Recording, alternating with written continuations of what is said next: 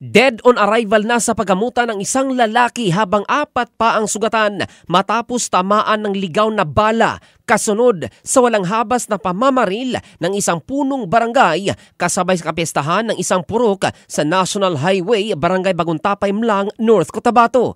Madaling araw noong Oktubre 20, kinilala ang nasawi na si Romnica Villaram Reyes, 28 taong gulang, residente ng purok Masinulundon na isang barbecue vendor. Habang mga sugatan ay kinilalang sina Rosinda Makailing 35 anyos, Jomer Lumugda Nietes 35 anyos at 2 pang sundalo na sina Gilbert Dasig 30 anyos at Roland J. Duron 27 anyos, pawang nakatalaga sa Army Intelligence Regiment.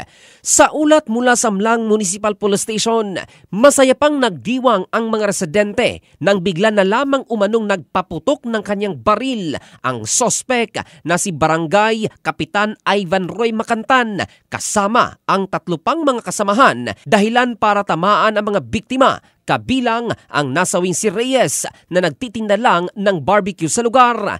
Tumakas ang kapitan at ibang mga sospek na tinutugis na ng batas habang patuloy pa ang ginagawang investigasyon ng mga otoridad hinggil sa nangyaring insidente at inaalam din kung kaninong baril nagmula ang nakapatay sa biktimang barbecue vendor.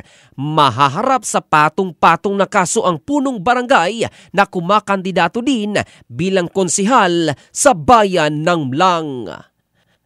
In the heart of changing lives, ito si Jovel Candado ng Brigada News Philippines, the Music and News Authority.